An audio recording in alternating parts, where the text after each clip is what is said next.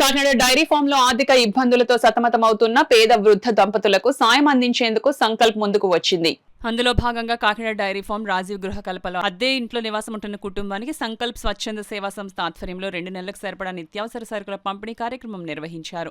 కార్యక్రమంలో భాగంగా సంకల్ప్ చైర్మన్ కిరణ్ కుమార్, సభ్యులు అనసూరి రాజకుమారి, మణ్యం దుర్గా సుభద్ర, గణేష్ కుమారి, మూర్తి, గోపాలకృష్ణ వృద్ధ దంపతులకు నిత్యావసర సరుకులు ఆర్థిక సాయం అందించారు.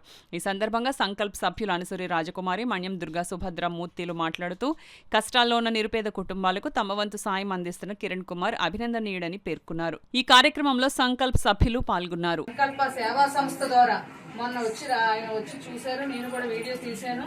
అది మా యొక్క గ్రూప్ లో పెట్టడం జరిగింది. పెట్టిన వెంటనే మొత్తం సభ్యులందరూ కూడా స్పందించి అజీం గారు మీకు రేషన్ ఇవ్వడం జరిగింది.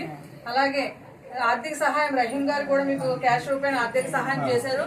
అలాగే మూర్తి గారు కూడా ఈ యొక్క ఇప్పుడు క్యాష్ సహాయం చేశారు. ఈ యొక్క సహాయం చేయించిన సంకల్ప గ్రూప్ చైర్మన్ గారైన మన కిరణ్ గారికి ధన్యవాదాలు సార్. అందరికీ నమస్కారం అండి. నా పేరు మణ్యం దుర్గా సుభద్ర. ఈరోజు స్థానిక 11వ వార్డులో ఉంటున్న శ్రీరాములు గారికి రేషన్ మా సంకల్ప టీం సభ్యుల తరఫున రేషన్ అందించడం జరిగిందండి. ఈ కార్యక్రమానికి సహకరించిన ప్రతి ఒక్కరికి నా తరఫున ధన్యవాదాలండి. అలాగే ఇలాంటి సేవా కార్యక్రమాలు ఇంకా మరెన్నో మా టీం తరఫున తెలిసిన వెంటనే కిరణ్ గారు వచ్చి ప్రతిదీ కూడా చెక్ చేసి ప్రతి ఒక్కరికి సహాయం అందిస్తున్నారండి. కాకినాడలో ఇక్కడే కాదు, ప్రతి చోట అందిస్తున్నాము.